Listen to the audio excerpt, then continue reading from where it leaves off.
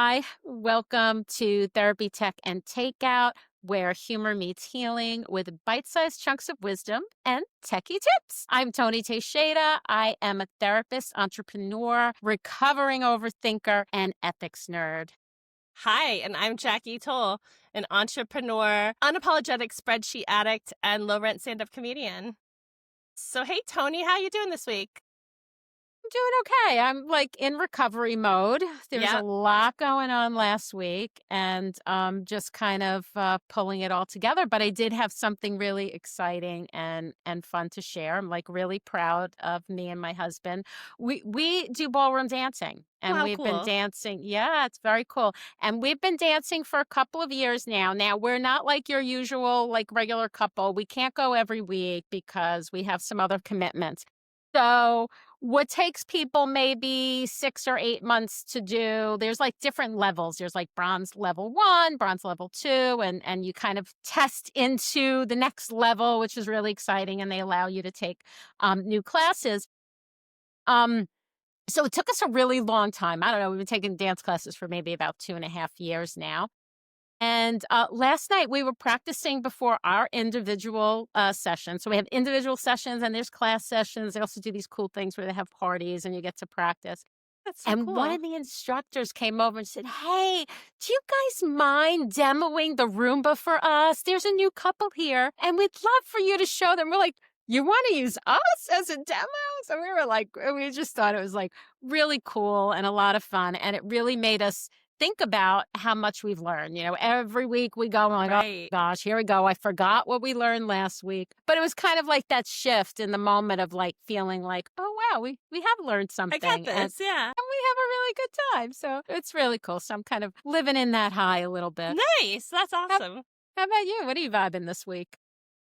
I went down kind of a weird rabbit hole, and I don't know where it's going to take me, but I kind of started getting into like quantum mechanics and quantum physics and like history of physics and stuff like that, but like wanting to tie it into one of my other passions, which is like really like trashy reality TV or like, and so Physics meets reality.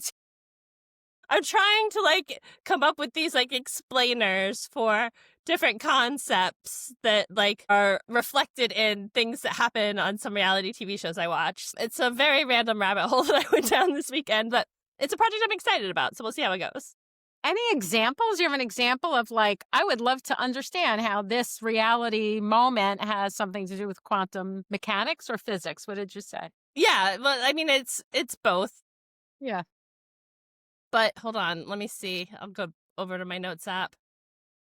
If I can find it. So, like explaining the idea of like superposition. I don't know how familiar you are with these things, but like using like scenarios that happen on Below Deck, for example, that's where I'm working on this one, to explain sort of like what superposition means as it relates to quantum mechanics. So anywho, we'll see if that goes anywhere. But it was a fun, random diversion that like I spent ungodly amounts of time on this weekend.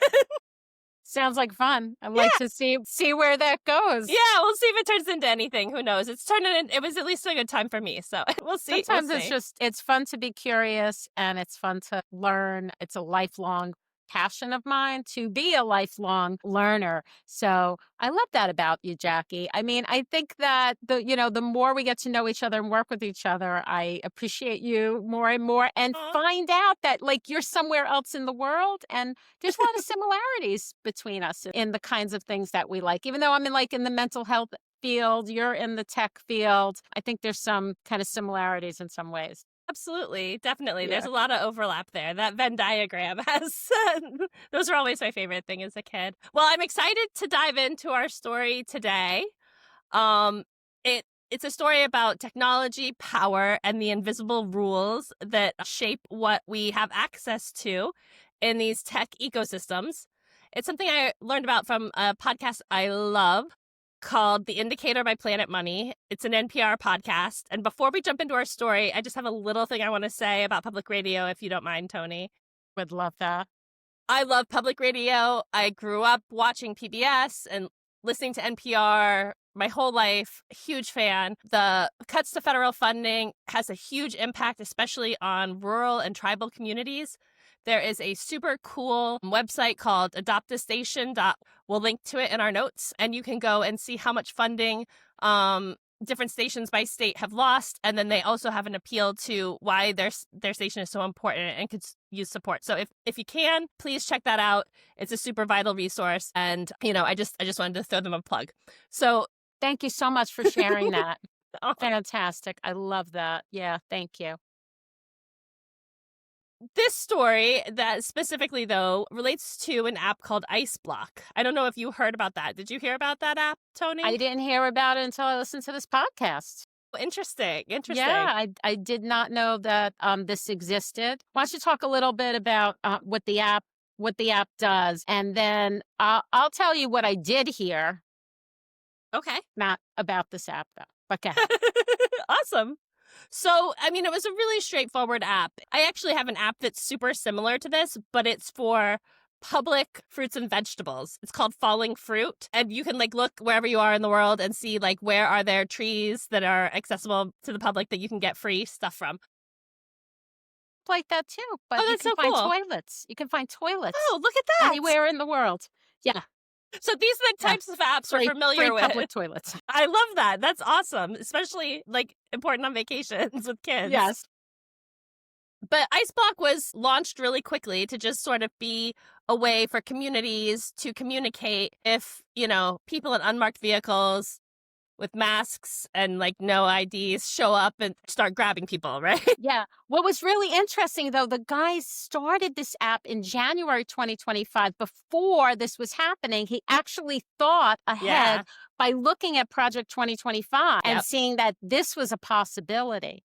Yeah. That this could happen. So he actually launched it before anyone was using it. What I had heard, though, I didn't know about the app, but I knew people were calling each other. Mm-hmm. That's why I said, that's what I had heard. So it was really surprising. And I thought, really innovative to hear that they created an app that's kind of like Waze and, some of the apps that we were talking about where people could actually notify each other. And the number of people who were subscribing to it went through the roof from 3,000 to 1.4 million in a few months. Wild. Crazy. Yeah. But understandable, when you see things that were happening in LA and Chicago and whatnot. Mm-hmm. Now North Carolina. Yeah. And so the administration went to Apple and asked them to remove the app from their app store. And they complied. Why is that, Jackie? Why is that? Why did they ask?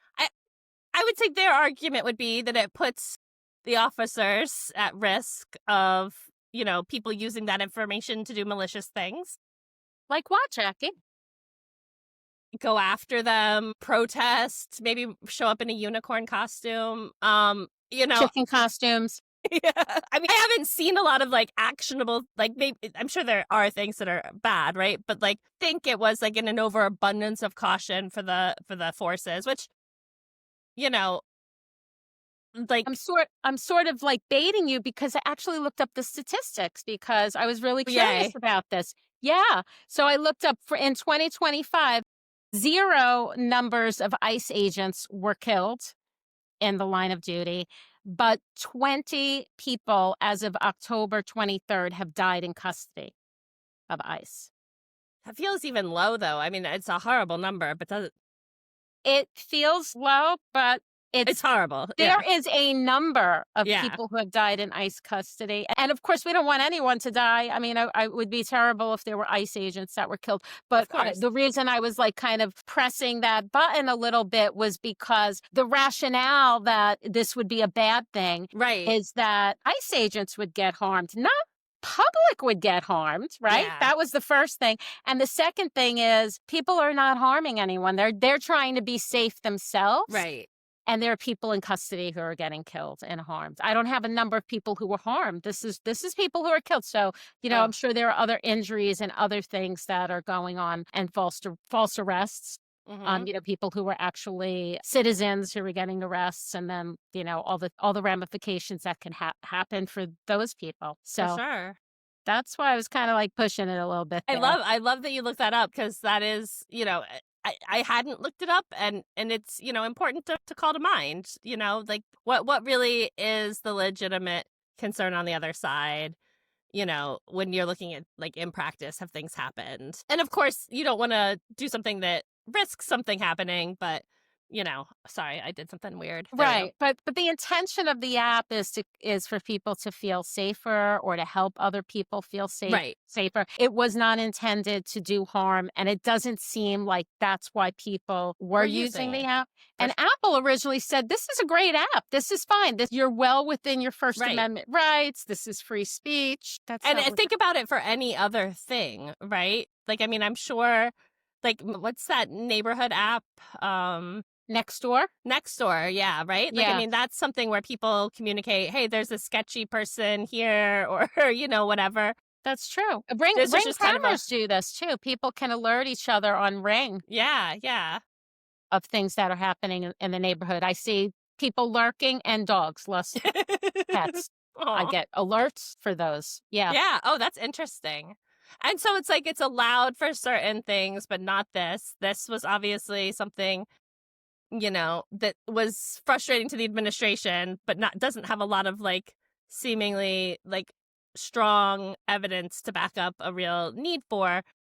But if you're in the Apple ecosphere, you have a device that you paid for that now you can't access apps or things that you want to on it because they control the whole ecosystem. And I think that that's sort of that's like your landlord or your mortgage company coming in and telling you what you can talk about at dinner, kind of, in my Mm, opinion. yeah. Well, the app got removed. I think do the people who downloaded it prior got to keep it, but Yeah. nobody new Nobody new could download it. can download it, right? So now we have a limited number of users. It can't be used. The fact that it exists, yeah, it does feel that way. Like I'm not allowed to talk about it at my dinner table because the people next door can talk about this topic, but I can't talk about this topic. Yeah. This has to do with access, right? Not having access to something that other people have access to. Yeah. I had the question that came to my mind that I was dying to ask you when we got into this was, like, if you were, like, the chief ethics officer at Apple and this request came across your desk, like, how would you be, like, what would be the main thing? Or, like, let's say, because I think there are people that are in, smaller businesses and leading, organizations in different ways where sometimes these things come, right? And, how would you advise a company address something like this? Hmm. Wow, From that's your a ethics question I from could your ask. ethics You're right, right. Question I could ask you too, right? Being in for tech. sure. Right. So, it really comes down to why that app was created. It was created under the feeling or the rationale that people might not be following the procedure of law to find people who are not following the law. So, like, if we look at the ethics piece here, like, you really have to think about it. It was not an app that was created to help people circumvent the law. It was Sure. an app that was created because there was a potential that power could get abused. And from that standpoint, I think there's an ethical responsibility. This is my social justice perspective, Mhm. which is that, we speak truth to power. And the truth, kind of the truth here is that power is getting abused. And so that we can help people not be abused by the power that's harmful, we can help people keep away from that. Yeah. So I think for me, it's pretty clear that there's an issue in taking this away. Once now thinking about it being developed in the first place, I mean, that's why I go back to that. The why it was being developed is really important because it wasn't developed. It's not like it's something that can teach people how to get away with being an illegal alien, right? Like Right. how to do these 10 things so you are undetected. That's not what it's doing at No. all. What it does is, and it could do potentially, here's, kind of the other ethical piece of this is it could force the people in power to go to go by the procedures the way that they should be going by the procedures Right. and not doing things illegally. I mean, for example, there are plenty of illegal aliens and immigrants who pay taxes. The government is not allowed to get that information. There's been a push. I don't know what's happened. I didn't follow that, but I remember earlier in the year that the administration was muscling the IRS to like share that information. So, that's the kind of situation that feels like, no, that's power that's getting Right. abused. How do you feel about what I'm saying? No, I mean, it definitely resonates for me from my personal perspective. I think that, I look at it from the perspective of like what other apps, like there was a story this weekend about an off-duty CBP or ICE officer, I don't remember which, that was arrested in California for like basically doing the same thing he would do had he been on duty, but he just Yeah. happened to not be on duty, right? And it's like the difference between since people are like not like these officers aren't behaving in the way that we expect law enforcement to behave, right? Like Mhm. showing identification, Showing going their in marked faces. vehicles, showing the people who refuse to wear masks are now super big fans of masks, which seems really ironic to me, but Yeah. like it's not, they're not going about it. And like if you take the label off of what their vests say and you say, you could go buy that at any store, like, do we have apps that people would be able to notify each other of like armed people rolling up in their neighborhood? Yeah, we already have those apps. Like, for sure. For sure.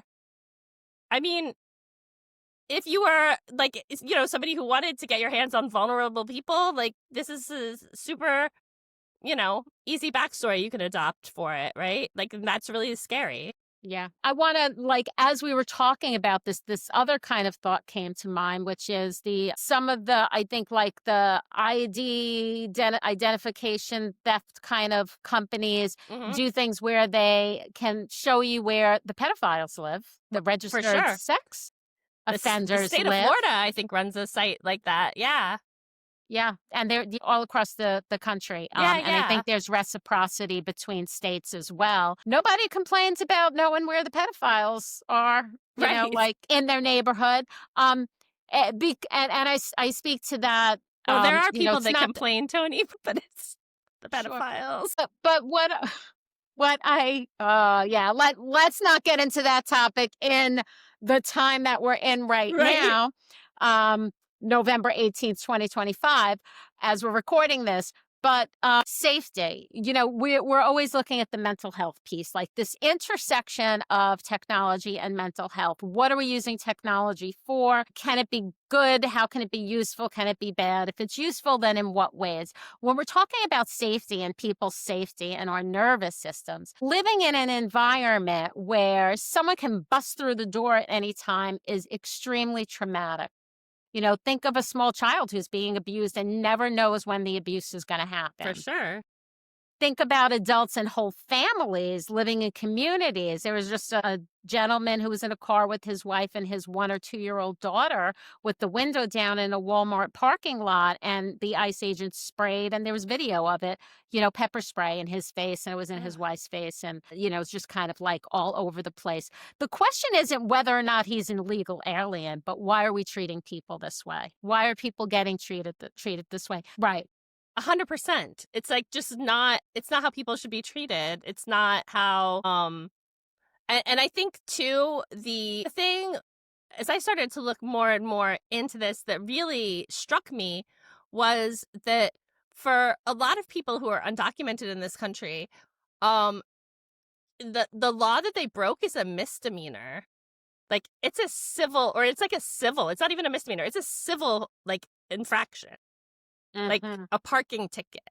Like, could you imagine, like, if that were the consequence to, like, parking in the wrong spot or speeding, or, you know what I mean? Like, it feels like just a wild misalignment of, and I think that that's kind of the point, right? And I think that that's, I listened to a story, another great NPR podcast, This American Life, I love that that one. I love. Yes. I love it. And this week, one of the stories was about a family who came to the decision that the dad would self-deport because they didn't want to live with the fear and the danger and the risks. Uncertainty. Yeah. And the Yes. impact, not only that had on the dad, but also his children who are, his wife, who are all American citizens. Like, this is having like a profound impact, not just Mhm. on because it's just not treating people the proper way. And I think when we see that in anything, like, it kind of resonates and angers us. Yeah. But yeah, I think it's terrifying that these, and you think about it from like a platform perspective, or think about it from, like, let's say you anger somebody like an Elon Musk and he decides to take down your platform on X and take down your access to the internet if you're a Starlink provider, or you know what I mean, especially if you're in areas of the world that aren't served by very many other providers for things like that, right? It has a chokehold on media and information dissemination that is insidious, I think, and scary. So, what do you think are the important steps? Like, what can we do from here? Where do we go? One of the things I thought of was like, have a backup. If something's like important, always make sure you have like a backup modality for it to the extent you can.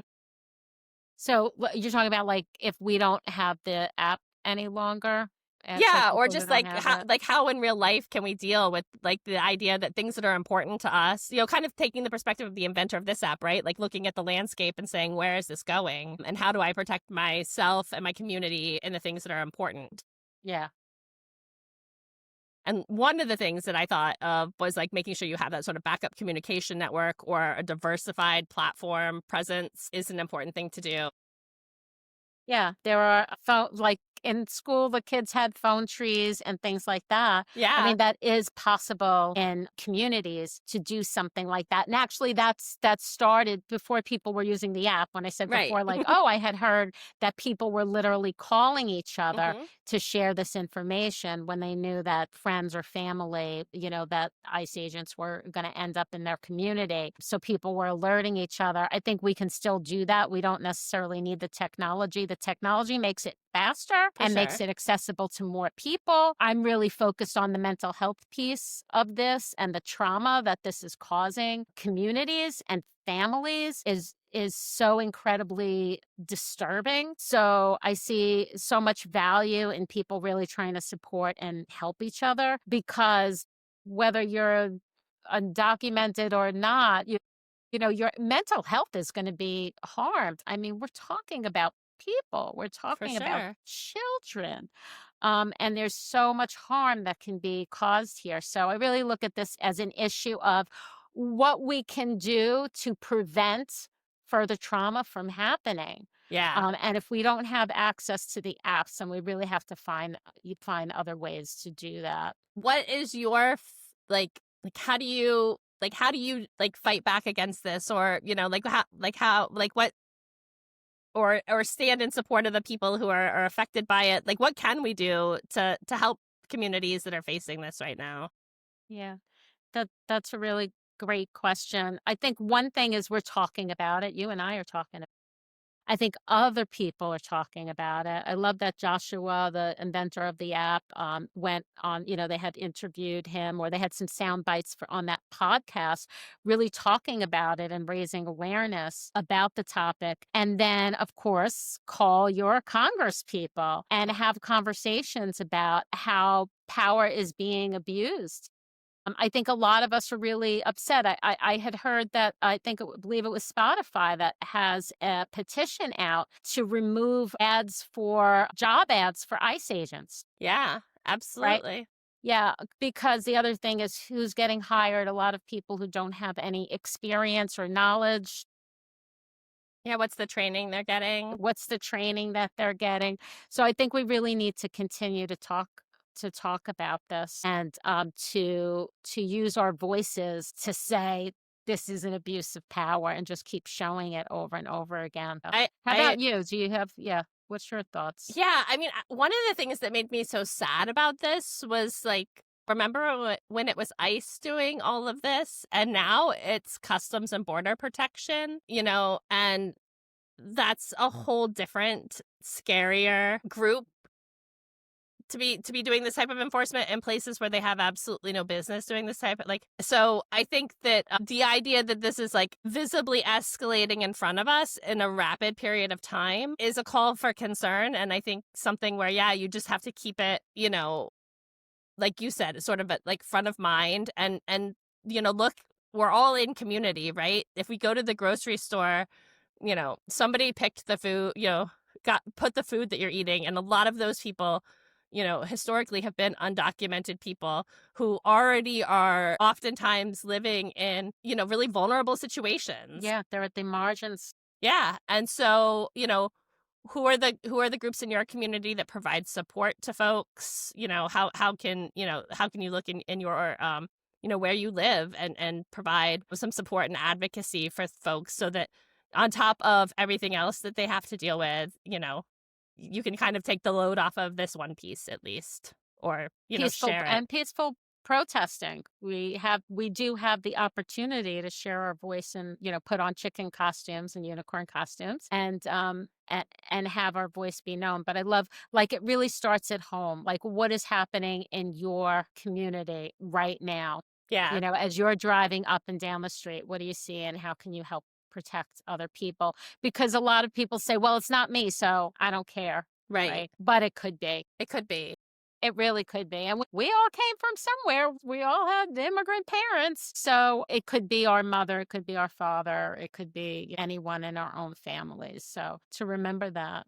Absolutely. I think you're seeing it in opposition, arrests that, like, Kat Abu, I can't say her last name, but she's running for Congress, I think, out in California. Like Comey, like, we're seeing a lot of the power of the state being turned against people in frightening ways. And, we do need to push. And I think we need to, it's terrifying, like, push our leadership. Congress is supposed to be a check on this power, and they have failed. While I don't care if you're a Republican or if you're a Democrat, Congress is failing to check, like, illegal activity, and that's got to stop.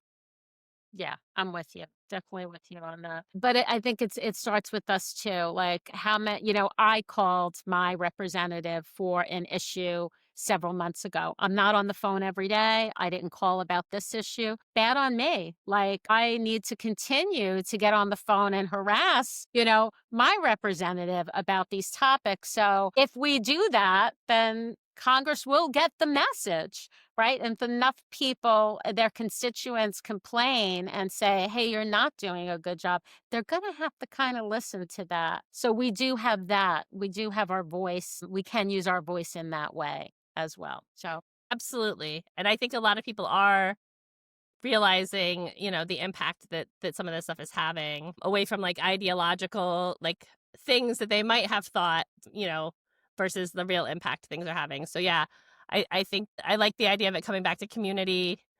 And, one other thing I'll throw out there, there's a podcast called The Daily Beans. I don't know if you've heard it, but every day they end on a note with, like, some good trouble, reference to John Lewis. How to cause good trouble. Yeah, so they have like a little, like, recommendation to get into some good trouble every day. And so every once in a while, again, like you, I can't do it every day. Don't do it every day. But, I try to at least do some of that stuff, because it is important. And if we all do a little bit, it adds up to a lot. So keep fighting the good fight. And on that note, another really good time chatting with you. I think we had some really good thoughts and recommendations. For me, it really does come back to the mental health and who's getting traumatized in this power and abuse situation, the abuse of power situation. And I appreciate the kind of that tech piece in the who has access, right? And that's part of the power piece too. It was really good talking to you today, and we'll see you next time. So thanks Don't so forget much, to Toni. check the show notes for the donations, right? Yep, all the good links, and like and subscribe, and we will talk to you guys next week. Take care. Take care. Bye-bye.